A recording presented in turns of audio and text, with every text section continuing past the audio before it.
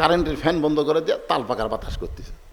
স্বামী কয় কে গো কারেন্ট গেছে? কয় না, ওই ফ্যান যদি আপনাকে শান্তি দেয় তাহলে আমি জান্নাতে কেমনে যাই? এই জন্য কারেন্টের ফ্যান বন্ধ করে দিয়ে তাল পাকার বাতাস করতেছি। কিছুক্ষণ পরে এক হাতে বাতাস করে এক হাতে কপাল টিপতেছে। স্বামী কয় আল্লাহ রে, তুমি এত খেদমত করো। বউ বলে আপনার পায়ের তলা আমার জান্নাত। সমস্ত সাহাবেরা চিল্লায় বলতেছে আল্লাহর কোরআন দিয়ে যখন রাষ্ট্র চলবে, এমন ভালো মানুষকে মুসলমানেরা নেতা হিসাবে দেখতে পাবে। এখন যারা কোরআন নিয়ে সংসদে যাওয়ার চায়, তাদের ব্যাপারে কি আপনাদের সন্দেহ আছে? আপনাদের এলাকায় হোক, আমার এলাকায় হোক, সব জায়গায় দেখবেন এই মানুষগুলো খারাপ না ভাইজান। বাংলাদেশের সমস্ত মুসলমান এই মুহূর্তে একটা জিনিসকে টার্গেট করে চলতেছে, যার নাম হলো আল্লাহর কোরআন। ঠিক কিনা বলেন? হ্যাঁ, আল্লাহ কোরআন পড়তেছে আর আল্লাহর কাছে দোয়া করতেছে, আল্লাহ আল্লাহ। কিছুক্ষণ পর কোরআন পড়ার পরে বাইজিদ বোস্তামি তাকায় দেখে মেয়েটা সরাসরি এরকম তাকান হবে না, বুঝলেন? কোনো পর নারীর দিকে যদি আপনি তাকাবার চান, অ্যাঙ্গেলে তাকাবেন। কোরআন শরীফ পড়তেছে আর অ্যাঙ্গেলে তাকায় দেখতেছে, মাথার ঘোমটা দিছে।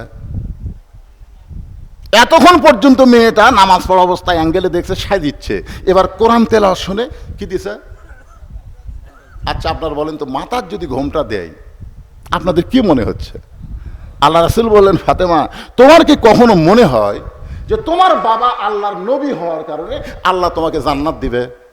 ফাতেমা বলতেছে, বাবা আপনি কি করেন? আমার সবসময় মনে হয় আমার বাবা বিশ্ব নবী, সাইদুল আম্বিয়া, সাইদুল মুরসালিন, আর এই নবীর মেয়ে হয়ে আল্লাহ আমাকে জান্নাত দিবে না?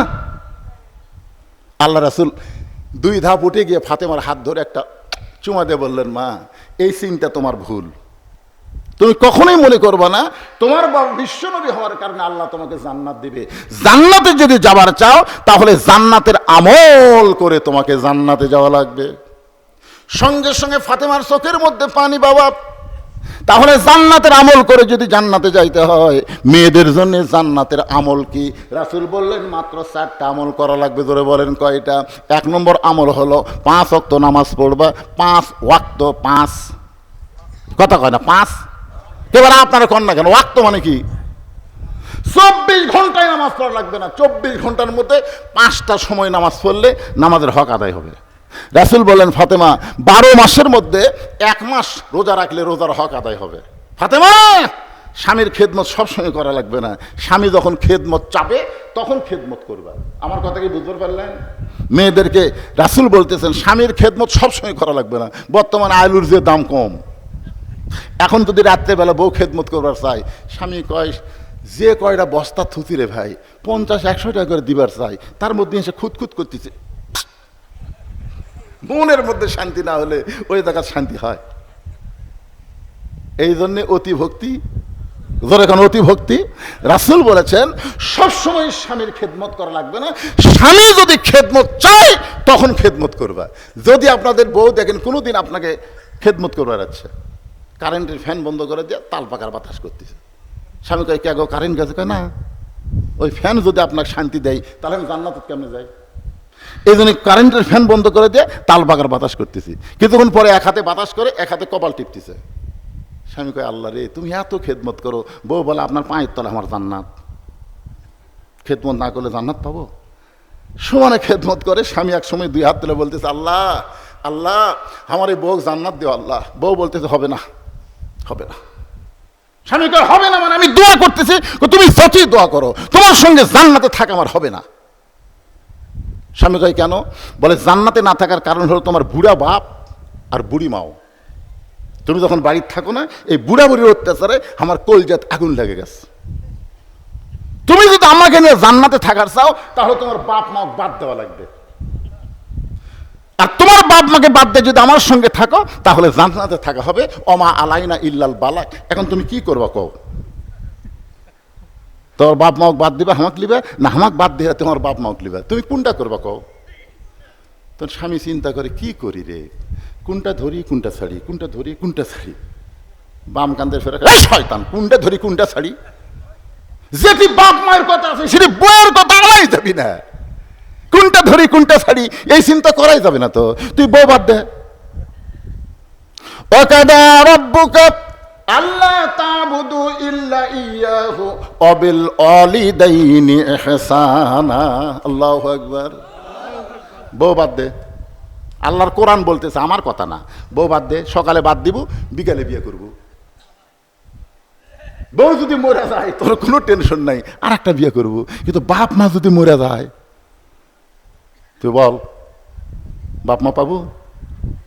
তখন না রে, বাপ মা মরলে তো বাপ মা পাওয়া যাবি না।